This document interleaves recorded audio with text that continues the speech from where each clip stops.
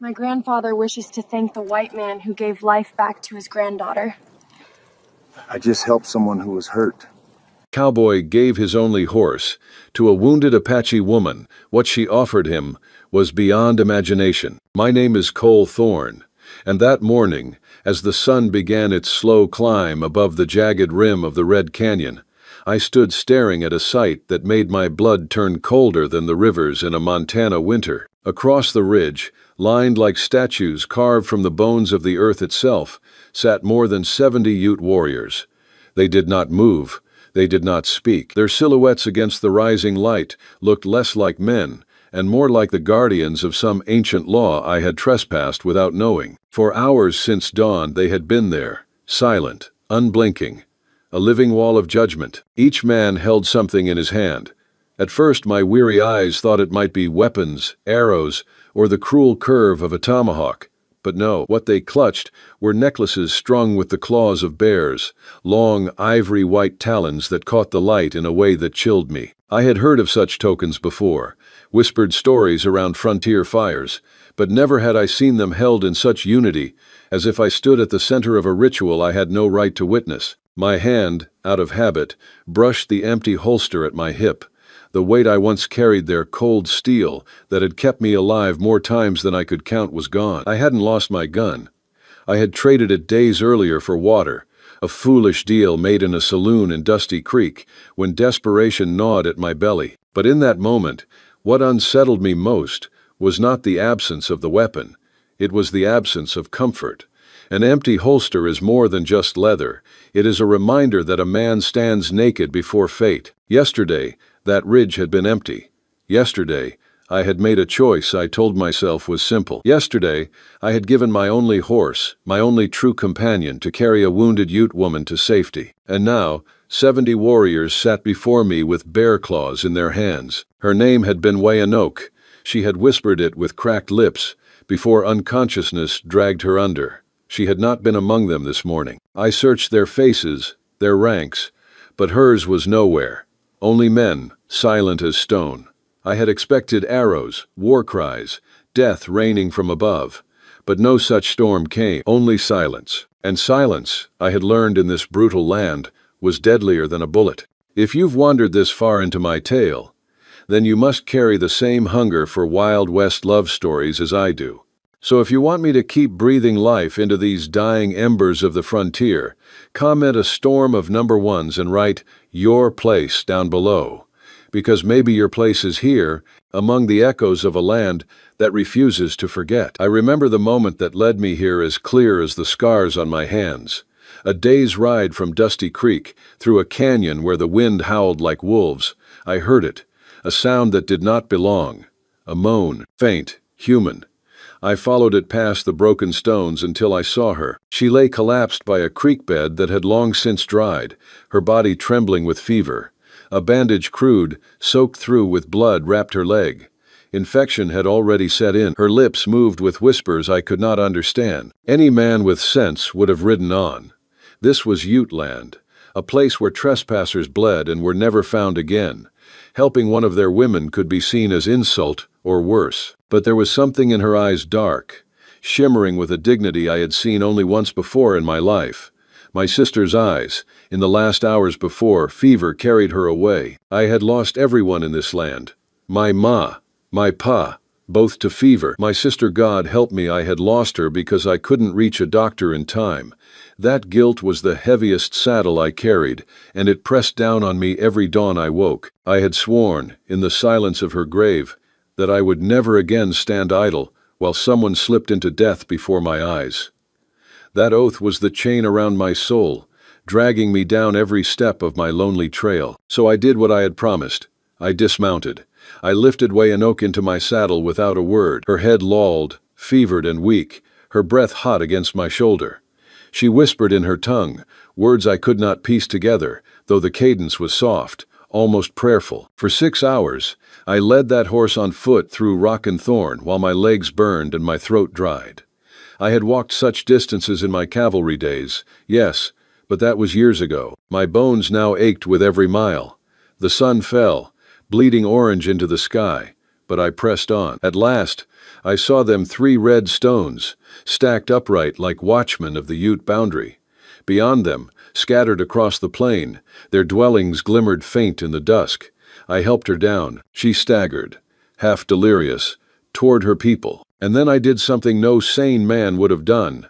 I slapped my horse on the flank and let him follow her. My only horse. My last piece of security in this merciless frontier. I watched his hooves kick up dust as he disappeared into the heart of Ute land. I stood there with nothing but my boots and my regrets. That was yesterday. Now, my body screamed from 18 hours of walking. My canteen was nearly dry, and 70 Ute warriors regarded me like a riddle carved into flesh and bone. The bear claw necklaces glimmered in the morning light. Their meaning I did not know. But their silence, I felt it pressing against my chest, heavier than any rifle trained on me. I thought of my life, and for the first time in years, I wondered if perhaps I had been walking toward this moment since birth. I had seen justice only at the barrel of a gun. I had seen good men rot and bad men prosper.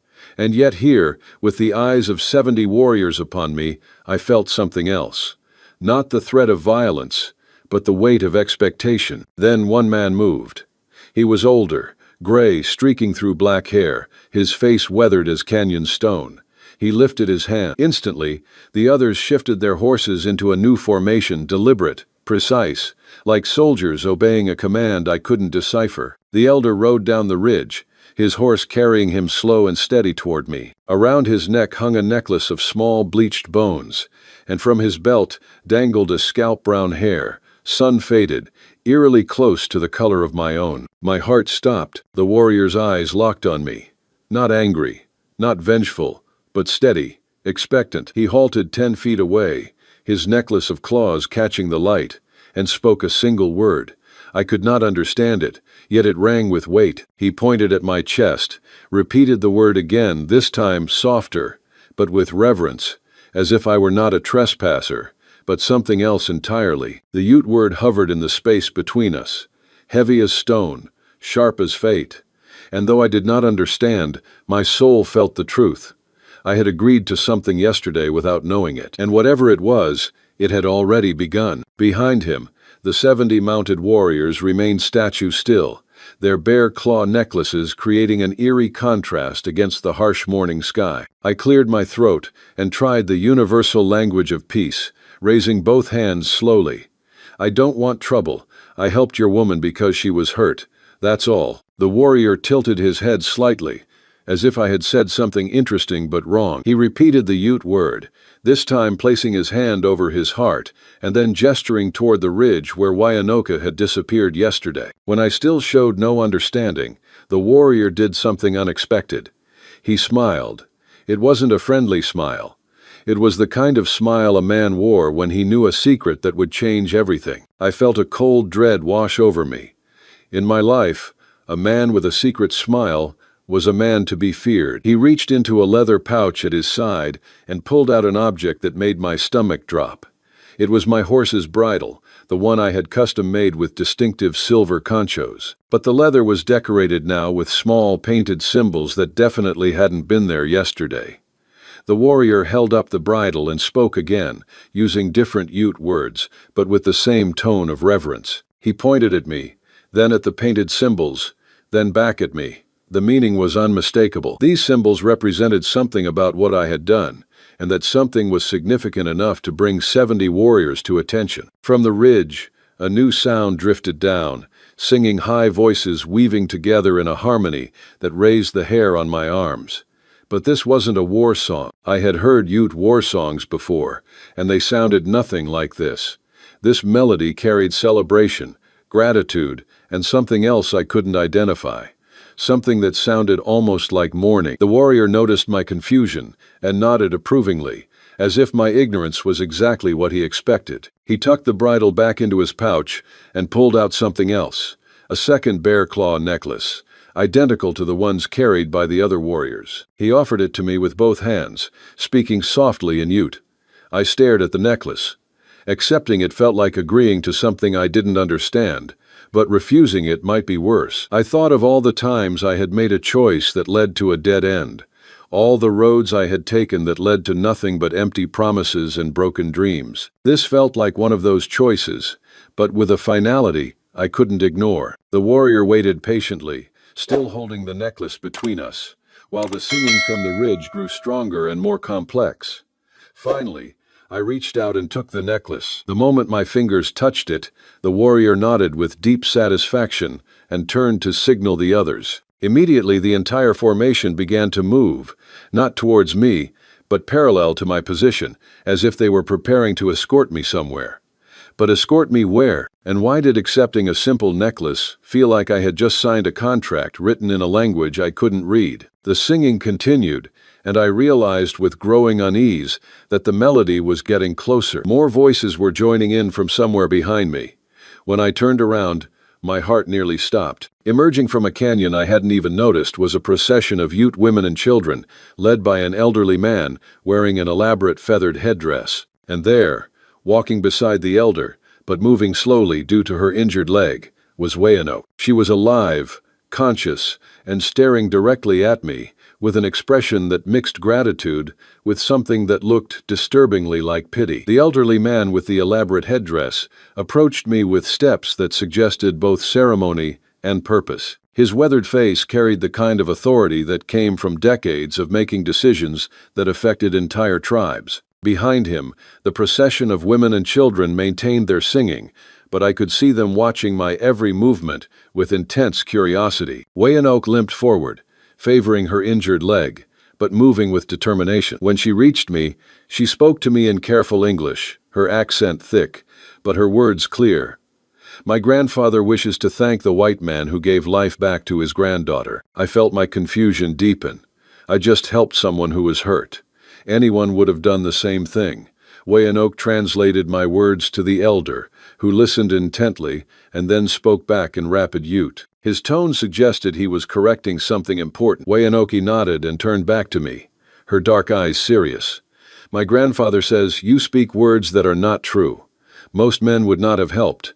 Most white men would have ridden past, or worse. But you gave away your most valuable possession to save the life of an enemy.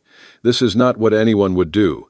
This is the action of someone who follows the old codes." The elder stepped closer and placed his hand on my shoulder. When he spoke again, his voice carried deep emotion that transcended language barriers. Wayanoke listened carefully before translating. He says, "You have honored the sacred law of the horse gift. When a warrior gives his horse to save a life, he binds himself to that life and that life's people. You did not know this law, but ignorance does not change the binding. You are now connected to our tribe in ways that must be honored." My mouth went dry. Connected? How? What does that mean exactly? The singing stopped abruptly, and the sudden silence felt ominous. The elder studied my face for a long moment, then spoke a single word in Ute. Every warrior on the ridge responded by raising their bear claw necklaces high above their heads.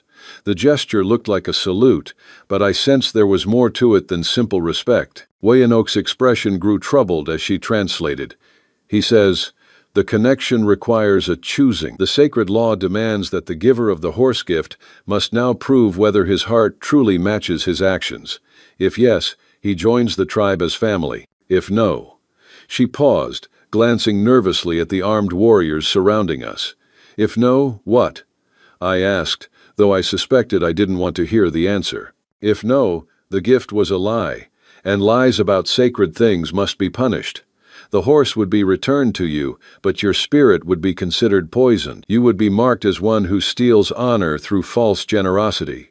I looked around at the 70 warriors, the elder's unwavering gaze, and Wayanoke's worried face. I was trapped between two choices I didn't fully understand, both of which would change my life forever. The bear claw necklace in my hand suddenly felt heavier than my missing horse, and I realized that my simple act of kindness had somehow triggered an ancient ritual that I was completely unprepared for. The elder spoke again, and this time his words carried the weight of finality. Wayanoke's translation hit me like a physical blow. "The choosing ceremony begins at sunset. Until then, you are our guest. After sunset, you will be either our brother or our enemy. There is no third path. The Ute village was unlike anything I had imagined. Hidden in a natural basin between towering rock formations, it consisted of traditional dwellings arranged in precise patterns that spoke of generations of careful planning. What struck me most was the complete absence of hostility.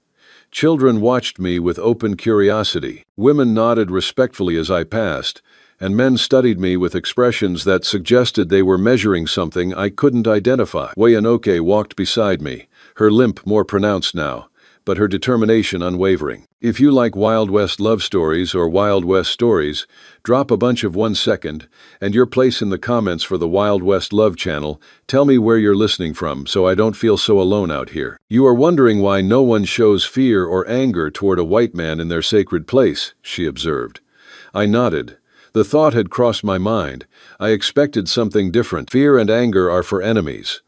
You are not yet enemy, and you are not yet family. You are between worlds, which makes you sacred until the choosing ceremony reveals your true nature. She paused beside a large fire pit where several women were preparing food. My grandfather wants you to understand what you will face at sunset. They approached a dwelling larger than the others, decorated with symbols that seemed to tell stories I couldn't read. The elder waited inside, seated on a woven mat with various objects laid out before him.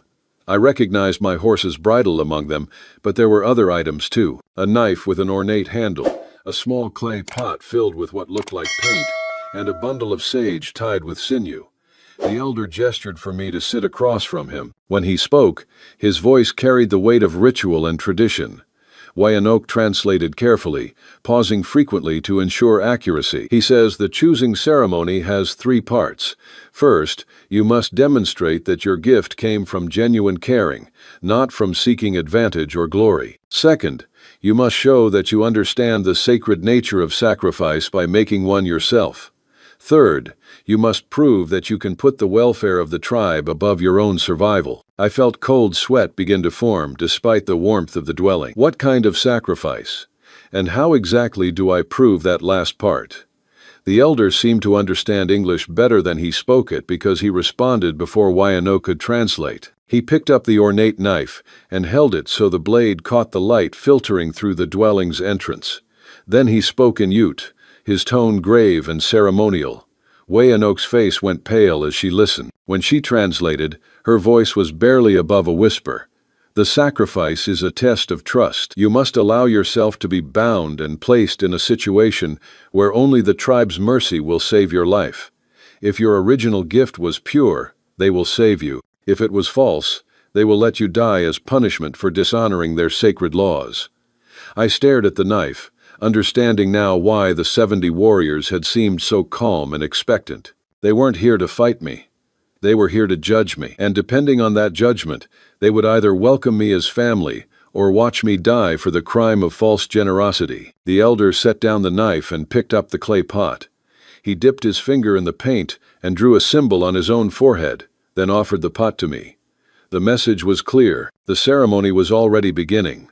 Whether I was ready or not, outside the sun had moved considerably toward the western horizon. I realized with growing dread that I had perhaps 2 hours to decide whether to submit to a test that could easily kill me, or to try to flee across open country on foot while being pursued by 70 mounted warriors. Either choice seemed like a path to death, but one would at least preserve my honor in the eyes of people who had already shown me more respect than I deserved. I took the clay pot with trembling hands, the weight of my decision settling on me like a stone. The paint was still warm from the elder's touch, and its earthy scent reminded me of the adobe church where my mother used to pray. I thought about her now, wondering what she would have told me to do in a situation that no Sunday sermon had ever prepared me for. The elder watched patiently as I dipped my finger in the paint. The old man's eyes held no judgment, only the kind of steady attention that came from a lifetime of watching people face impossible choices. When I finally drew the same symbol on my forehead that the elder wore, the old man nodded with something that might have been relief. "You have chosen to trust us with your life," Wayanoke translated as the elder spoke. "Now we must prepare you for what comes at sunset." They led me outside where the entire village seemed to be in motion. Men were arranging stones in a large circle. Women were weaving long ropes from plant fibers, and children were gathering specific types of wood that I didn't recognize. Everyone moved with the fluid efficiency of people who had performed these tasks many times before, but there was an underlying tension that suggested this ceremony was not routine. "How often does this happen?" I asked Wayanoke as we walked toward the stone circle. "The horse gift ceremony?" "Not often. Maybe once in a generation, if ever. Most people are not foolish enough to give away their only means of survival for a stranger." She paused, studying my face. "Or brave enough." 3 young warriors approached, carrying what looked like ceremonial clothing. The elder spoke to them briefly, then turned back to me. Through Wayanoke, he explained that I must wear traditional Ute clothing during the ceremony, as my own clothes represented the world I was choosing to leave behind. As I changed clothes, I noticed that the 70 warriors from the ridge had positioned themselves around the village perimeter. They were no longer watching me specifically, but their presence created an unmistakable message. There would be no escape once the ceremony began. The bear claw necklaces they carried were now attached to their horses' bridles, creating an eerie visual reminder of my commitment. "Tell me about the first test," I said to Wayanoke as she helped me adjust the unfamiliar garments. The one about proving my gift was genuine. Wayanoke hesitated, glancing toward her grandfather before answering. "You must speak truthfully about why you helped me, but not just speak. You must allow the tribe's wisest members to question you while you are bound and unable to defend yourself with anything but words. They will ask you things designed to expose any hidden motives, any selfishness, any lies you tell yourself about your own goodness." I felt my stomach clench. And if they decide I was lying to myself about my motives? Then the ceremony ends immediately, and you are taken to the edge of our territory and released. Your horse is returned to you, and you are free to go, but you are also marked forever as someone who cannot be trusted, and no Ute will ever help you again, no matter how desperate your situation. The sun had moved noticeably lower, casting longer shadows across the village. I could see that the stone circle was nearly complete, and several elders had gathered near it, discussing something in low voices. Their expressions were serious, and occasionally one of them would look in my direction with an intensity that made my skin crawl. "What happens if I pass the first test?" I asked, though I wasn't sure I wanted to know. Wayanoke's expression grew grim. "Then you face the second test, the test of sacrifice. And that one, my new friend, is much more dangerous than having your motives questioned. Hey there, friend, take a moment and get yourself a full glass of water. It's easy to forget, but staying hydrated is crucial for your health. Also, if you've been sitting for a while, do a quick lap around the room and give your eyes a break from the screen. Your body will thank you."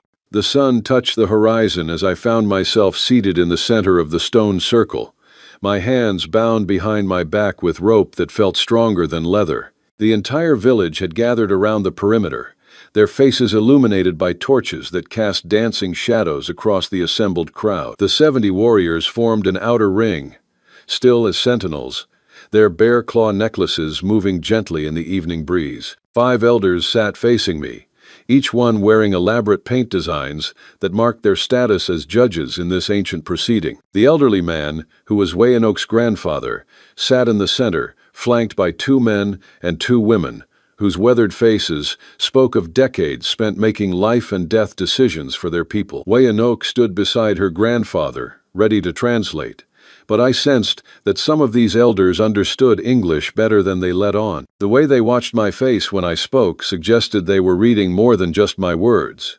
The questioning began gently. Why had he been in Ute territory? I explained about searching for new grazing land after the drought had destroyed my small ranch. Where was his family?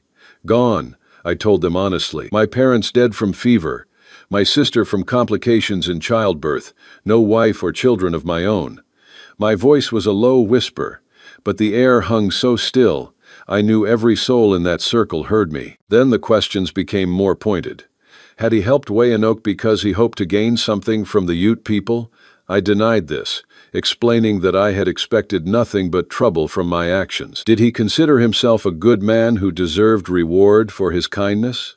This question made me pause because I wasn't sure how to answer honestly. "I don't know if I'm good," I finally said. "I just know that leaving someone to die when I could help felt wrong." The female elder to my left spoke in rapid Ute, her tone sharp and challenging. Wyandotte translated reluctantly. She asks why you did not try to take me to your own people for medical care. Why give me to the Ute when you could have been seen as a hero among whites for saving me? I felt sweat forming despite the cool evening air. The question cut to something I hadn't fully examined in my own mind. Because she belonged with her own people, I answered, the words feeling true as I said them. Taking her away from everything she knew would have been another kind of cruelty. The male elder to my right leaned forward and spoke a single sentence in Ute. Wayanok's eyes widened as she translated. He says, "You speak of cruelty, but you condemned yourself to walk many miles through dangerous country with no horse, no weapons, and little water. Was this kindness to yourself? Or was it punishment for some guilt you carry?" The question hit me like a physical blow. Images flashed through my mind. My sister's face as she died because I couldn't get her to a doctor in time. My parents' graves that I had abandoned when the ranch failed. All the times I had chosen the safe path instead of the right one. Was saving Wyandotte an act of redemption or just another way to hurt myself? Maybe both, I whispered, and the honesty of it surprised me. The 5 elders spoke among themselves in voices too low for me to hear. I watched their faces, trying to read expressions that revealed nothing. Finally, Wyandotte's grandfather stood and addressed the crowd in ceremonial tones that carried across the entire village. When he finished speaking, Wyandotte approached me with tears in her eyes. "You have passed the first test. The elders believe your heart was true when you helped me." She paused, wiping her face. "But now comes the test of sacrifice, and I must warn you what they are about to ask of you. Even I do not know if I could do it." 2 young Ute men approached me with a wooden box that they sat down beside me with reverent care. When Wyandote's grandfather opened it, I saw the contents and felt my blood turn cold. Inside were 5 arrows, each one marked with a different colored band and a small piece of leather with symbols painted on it. The elder lifted the leather and showed it to the crowd, speaking in ceremonial tones that carried across the silent village. When he finished, Wyandotte approached me with obvious reluctance. "The test of sacrifice requires you to choose which member of our tribe will face danger to prove your worthiness," she said, her voice barely above a whisper. "5 of our people have volunteered to risk their lives for your ceremony. The arrows represent different trials, each one dangerous but survivable if the person is skilled and blessed with luck." I stared at the arrows, horrified. "I don't understand. I'm supposed to choose someone else to risk their life for me. That's not sacrifice. That's cruelty." "That is exactly the point," Wyandotte replied. "The test measures whether you will allow others to suffer for your benefit or whether you will find another way. Many who take this test choose an arrow immediately, thinking that someone else's risk is acceptable payment for their own acceptance into the tribe." The elder spoke again, and Wyandotte continued translating. "But there is another choice. You can refuse to select an arrow and instead offer to face all 5 trials yourself. This has never been done, because no one can survive all 5 trials alone. It would be certain death." I felt the weight of an impossible decision crushing down on me. Around the circle, I could see 5 Ute volunteers standing ready. There was a young man barely out of boyhood, a middle-aged woman with kind eyes, an older warrior with scars marking his arms, a teenage girl who reminded me painfully of my dead sister, and a man about my own age, with a wife and small children visible in the crowd behind him. "What are the trials?" I asked, though I suspected the answer wouldn't help my decision. Wyandotte pointed to each arrow in turn. The red arrow means crossing the rapids at Devil's Canyon at night. The black arrow means entering the cave where the mountain lions den and retrieving a stone from the deepest chamber. The white arrow means climbing the cliff face that no one has successfully climbed in living memory. The yellow arrow means walking alone into the territory of the rival tribe that killed 3 of our people last spring and returning with proof of peaceful contact.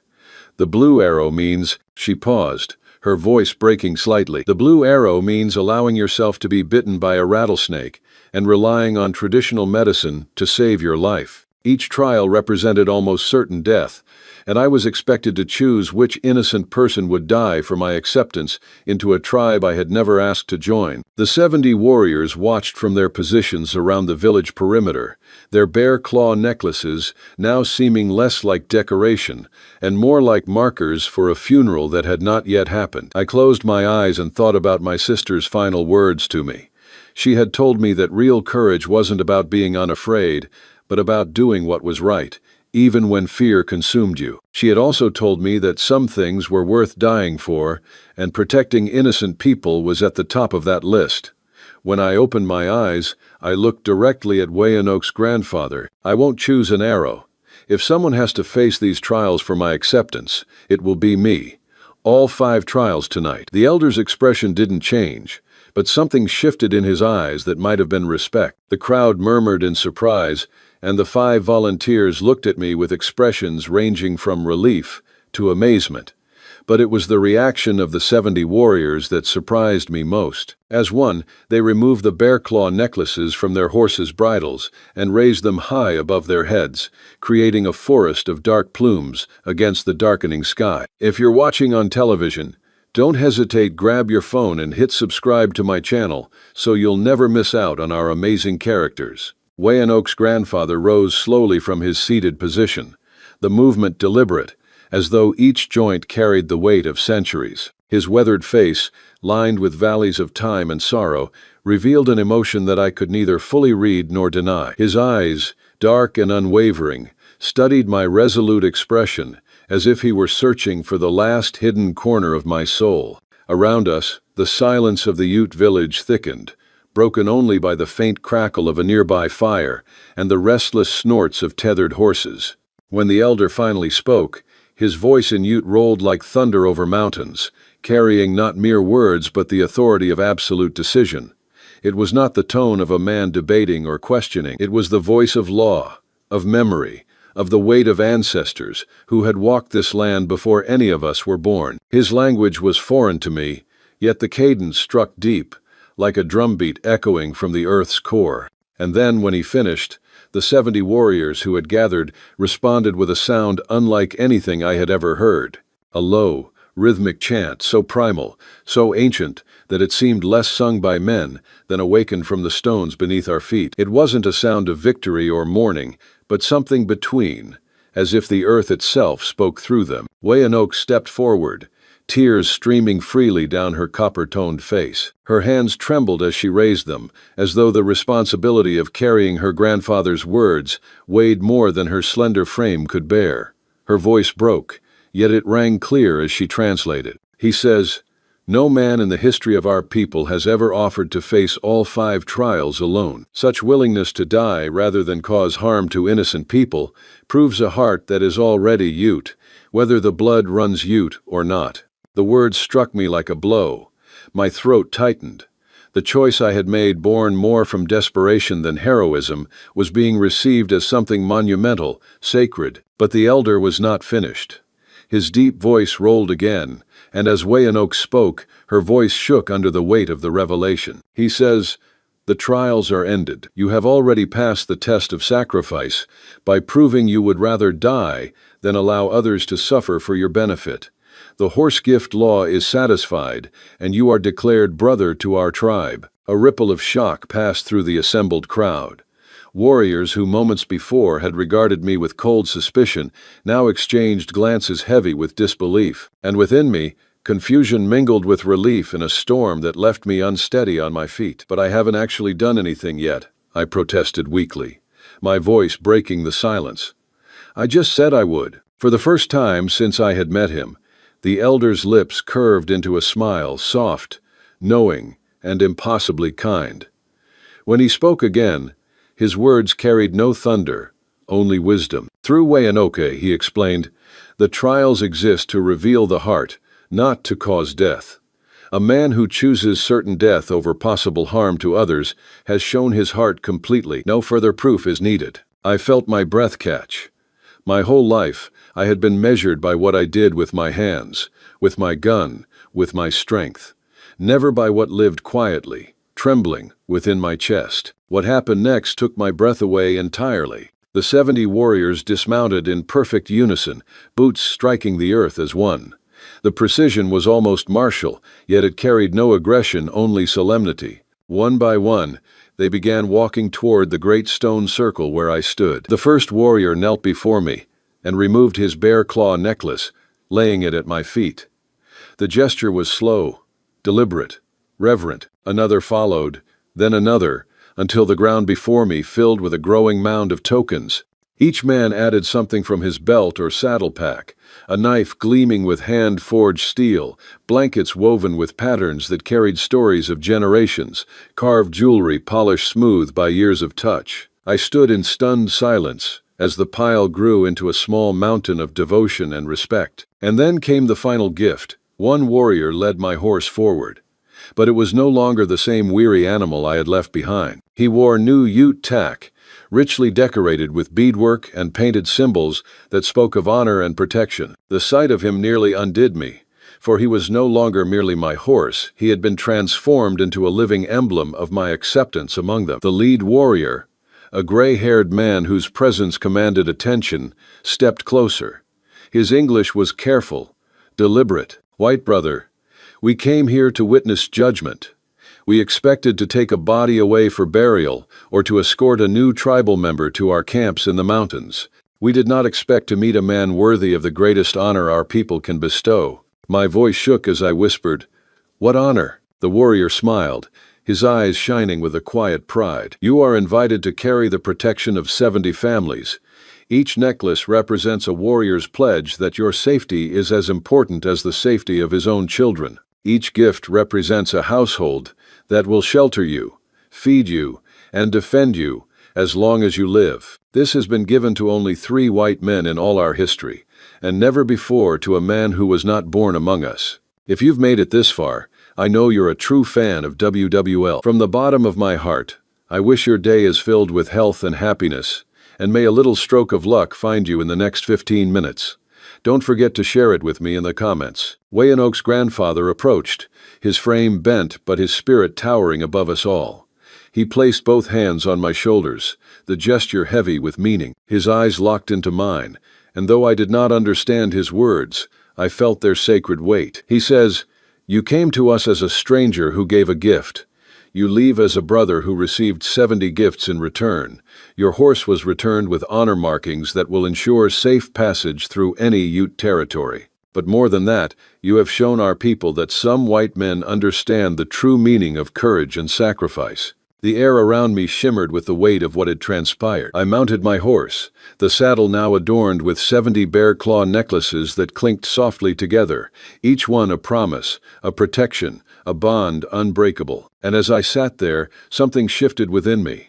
My heart, once hollowed by grief, regret, and years of wandering, now felt full not with joy, but with purpose, with belonging. As I prepared to leave, the entire tribe gathered, their faces no longer suspicious, but filled with respect. Children waved, women sang softly, and the men stood like pillars of stone, watching me as one watches a brother ride into a new life. Weyanoke stepped forward one last time, her dark eyes glistening with both pride and sadness. "Where will you go now, brother?" she asked softly. I turned my gaze toward the horizon where my old life waited.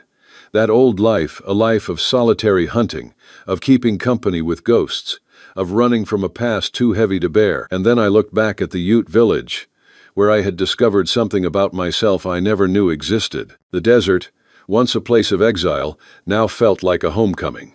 The mountains no longer loomed like prisons of stone, but like guardians. The canyons, endless and red, whispered not of loss but of discovery. The sun dipped low, setting the sky ablaze with fire red and molten gold. For the first time in years, I saw not an ending but a beginning. "I think I'll head north toward the mountains," I answered softly. "I hear there's good grazing land up there, and it seems I have some new neighbors to get to know." The 70 warriors mounted once more, forming an honor escort. As I rode out of the village, surrounded by their presence, it felt like being carried on a tide of brotherhood. The necklaces on my saddle caught the last rays of light, their bear claws gleaming like stars fallen to earth. This was not a love story in the way most folks imagine it, but it was, in truth, a love story nonetheless, A cowboy love story of the deepest kind. A love for humanity, for honor, for the grace that transforms a wanderer into a brother. It was a Wild West love like no other, a testament that in the brutal heart of the frontier, a single act of kindness could ignite a Wild West love story that changed everything. And so, as I vanished into the horizon, I carried not only the weight of 70 bear claws, but the unshakable truth that even the darkest trails can lead to light. Today's story is about pains that seemed to have no way out, until a small ray of light changed everything.